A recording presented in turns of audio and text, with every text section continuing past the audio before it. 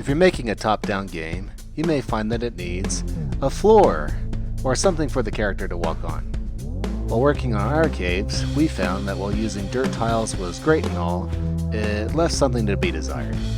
So it was off to Aseprite again to draw more stuff. Now I've been doing this for a little bit now, and I feel as though, just maybe, I can offer some boons of wisdom about drawing tile sets for a game, and how to do it faster. Now when I think of a tile set, an image pops into my mind, and if you're also a glutton for punishment, it may look something like this.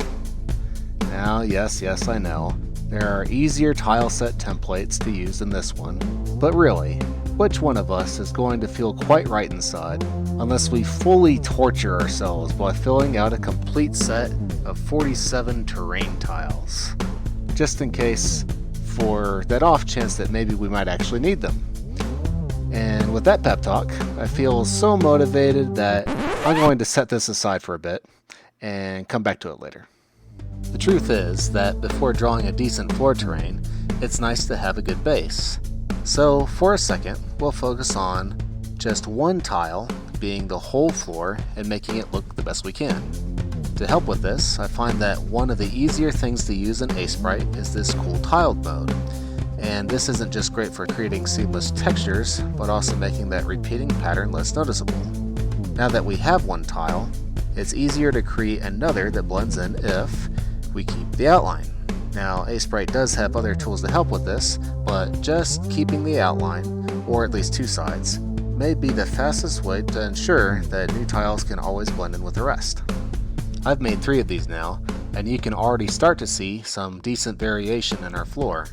But that's not enough. We need more! So we'll just take some of the same tiles and darken the cracks a bit. And we don't want these 50-50, so it helps to change the probability. And this right here is already starting to look pretty good, but we can still take it to the next level. With this base, drawing a terrain to pair with it will be a little easier. I'm just erasing some of these rocks until I fill out the pattern. And we'll just leave this gray for now. I want to see how it looks before adding anything else to it. More patterns can go a long way for adding some depth to what would be an otherwise flat game. I think that something that looks like Slate is the way to go for this. We just need some different patterns of diagonal lines, and we could carefully fill each one of these out or just layer it in underneath. Godot also allows you to overlap terrain patterns, so we'll take advantage of that to get this in. And since layers are so cool, we'll add one more pattern to this set so that the dirt path can creep its way into the cave. Just copying the template on top isn't a bad way to start, but we can break up the edges to make it look a little bit better. And this is enough sometimes, but you can see how it still clashes with the cave floor. And if we want this to feel more natural, we'll have to break it apart. It took some trial and error, but you can see how I've done this here. The skinnier path just becomes pebbles until the terrain completely dissolves. Then it's just a matter of adding it to the game. And you can see how using terrain tiles in Godot allows you to paint everything in. So if you're using Godot, don't do this anymore. It hurts me.